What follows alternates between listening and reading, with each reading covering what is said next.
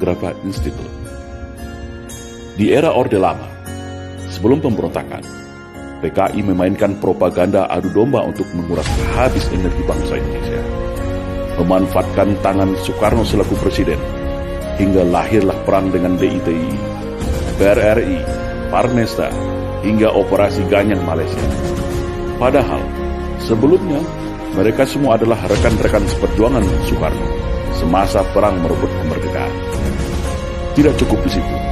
Dengan fitnah sistematis Parpol Masyumi, HMI dibubarkan. Buya Hamka sebagai tokoh agama karismatik dipenjara tanpa pengadilan.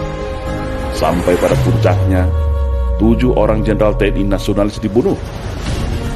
Setelah clear semua, yaitu tokoh kelompok yang dianggap akan menjadi batu sandungan disikat, barulah PKI ini melakukan kudeta, mengganti ideologi negara Pancasila dengan komunisme, atau yang kita kenal dengan Gerakan 30 September. Namun alhamdulillah, semua bisa ditumpas dengan sikap atas kekompakan TNI bersama masyarakat dan ulama. Rakyat bersama TNI, ulama, kiai, santri, GP Ansor, PII, dan para pemuda mahasiswa nasionalis baik dari kami dan KAPI bersama-sama bahu-membahu menumpas PKI dimanapun mereka saat itu berada. Namun hari ini, mereka bangkit kembali dan sudah tampil di mana-mana. Tentu dengan persiapan yang lebih matang. Kegagalan 1926, 1948, dan 1965 akan mereka balas tuntas saat ini. Semua lini sudah mereka kuasai. Mulai dari istana, Senayan, aparat, media, pengusaha, hingga dukungan politik penuh dari Partai Komunis Cina, sebagaimana dulu di tahun 1965.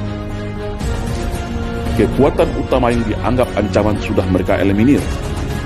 TNI sudah mereka lockdown melalui Undang-Undang Nomor 34 Tahun 2004 sehingga tidak berkutik lagi. Agama Islam sebagai mayoritas di negeri ini telah mereka nistakan dan framing seolah jahat menakutkan dengan isu radikalisme dan anti kebinekaan. Ulama vokal Habib Rizik Syihab juga sudah mereka isolasi. Ustadz Alfian Tanjung dan pakar dalam hal komunisme sudah selesai mereka penjarakan. Ormas Islam yang besar-besar sudah mereka susupi dan pecah belah. HTI mereka bubarkan. FPI menunggu waktu. TKA Cina sudah infiltrasi masuk dan menyebar di seluruh pelosok Nusantara. Kelompok liberal, Syiah, dan non-muslim radikal mereka rangkul, provokasi dan pelihara. Sudah mirip kan dengan 1965? Maka, bersiap-siagalah wahai umat Islam dan seluruh bangsa Indonesia yang masih ada merah putih serta Pancasila di dadanya. Satu langkah lagi, negeri ini akan berubah menjadi negara berhaluan komunis kalau kita semua lengah dan masih jadi pengecut. PKI hari ini adalah PKI gaya baru yang bangkit dari kuburnya. Komunisme gaya baru yang siap secara sistematis dan bertahap merubah Indonesia untuk berhaluan komunis. Hari ini mereka katakan negara tak butuh agama, cukup Pancasila saja. Setelah itu, bisa saja mereka bilang negara tak butuh Pancasila, cukup toleransi saja. Itulah siasat ala komunis, halus, sistematis, dan agitatif. Tidak ada kata mati dalam sebuah ideologi. Ibarat sawah dan ladang, ketika kemarau mungkin akan kering menjadi semak belukar. Tetapi ketika kembali disirami air, diberi pupuk, maka padi dan tanaman itu pun akan kembali tumbuh dengan subur. Dan hari ini, negara kita adalah surga bagi para anak-anak PKI. Jangan lengah, tetap waspada. Perkuat ketaatan keimanan kita kepada Allah Subhanahu wa Ta'ala.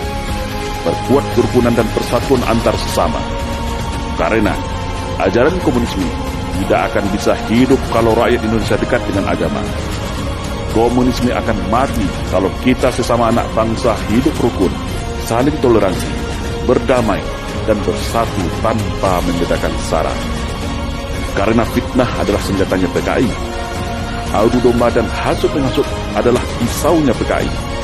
Berbohong, menipu, berkamuflase, dan membolak-balikan fakta kebenaran adalah nafasnya PKI.